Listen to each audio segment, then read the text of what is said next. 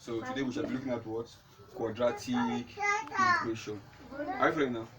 So before we start this quadratic equation, I would like to explain what a quadratic equation is all about. Are you following now? Then the first thing we are meant to understand in the quadratic equation, we have to know that yes, in quadratic equation, it always has what? A square. Are you following now? The first square, and it has what? Also the equal to. Are you following now? Then the variable, which is what we are having x here on the board as the variable. Are you following? The variable must have two answers. At the end of the workings, we must have two answers at the end of it. Are you following now? Unlike the quadratic expression, where we have only two brackets that ends it, there's no equal to in it. But in this case now, in the quadratic equation, we'll be solving, and at the end of the equation, we have to have two answers for our variable. If it is either x or z or whatever it is, but it must be two answers. Are we following now?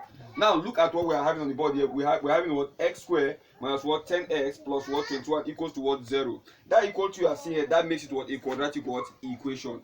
Are we following now? Right now, the most things we are going to be looking at is this number at the middle and this one here, and the constant. Are we there now? But a time shall come when we go to the next example that I'll tell you how this one. Let's assume we're having the 2 here. I'll not teach you what this 2 stands for. Are you following now?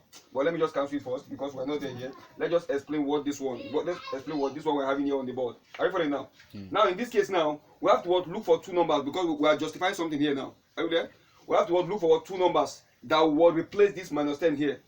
Are you there now? Then ask me, how do you now get these 2 numbers now? I will tell you. One is this. One is this. Are we there? Yeah. Why is that? Are we there? Now, look at that number at the end, which is the constant. Are we there? You have to look for 2 numbers that you multiply.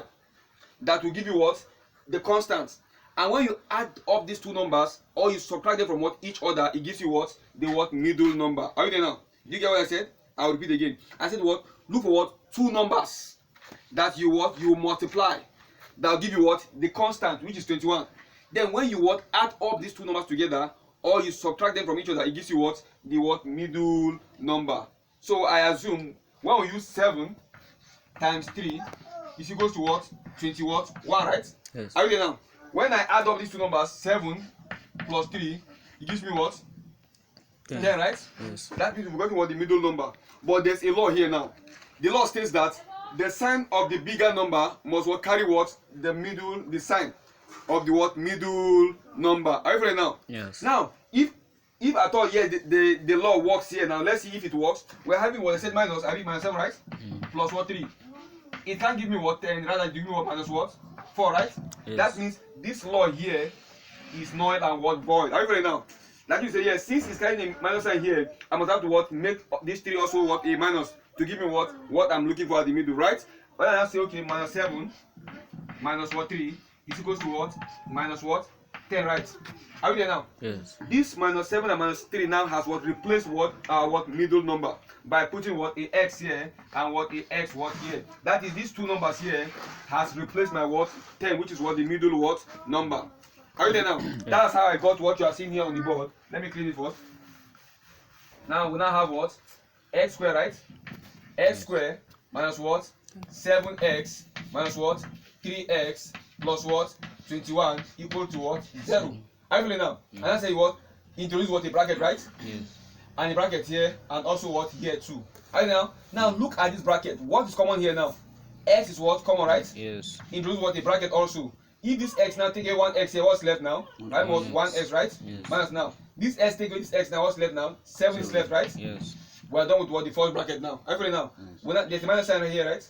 Put it outside. Then look at this bracket and what's common? 3 is common, right? Yes. Put a bracket like this. 3 cancels 3 here. What's left? X is left, right? Yes. Minus times plus. Minus, right? Yes. 3 in 21. We have 7 3 in 21. Yes. Are we following now? Equals to 0. Are we there now? Yes. There's a law here also that I will explain now. Are we there? Now look at it very well now. If this bracket and this bracket are not the same, that means your workings is wrong. In quadratic equation, if this first bracket and second bracket is not the same in sign and in number, your workings are wrong. Get that straight, okay? Okay, now. Now the next stage here is this. Now look at these 2 numbers outside bracket. You have to form form what a bracket for both of them and pick just one, because this one and this ones are what the same. Are you there now? See what I'll do here now? I'll just say okay, x minus 3, right? Now these ones outside have what form a bracket for them, right? I'll now bring this one also big one because they are the same thing. X minus 7 bracket equals to what? 0. Are you feeling now? See what I just did here now? Now I have to start working down. I'll now tell them that yes, this one here is equal to 0, or this one also is equal to what? 0. Are you there now?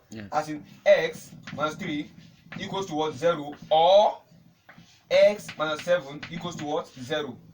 As I've told you earlier, I said what? In quadratic equation, the variable must have what? 2 answers. 2 what? Answers. Are you there now? But now go ahead. I say what? X. Now if this minus 3 is crossing to this place now, because what? A plus, right?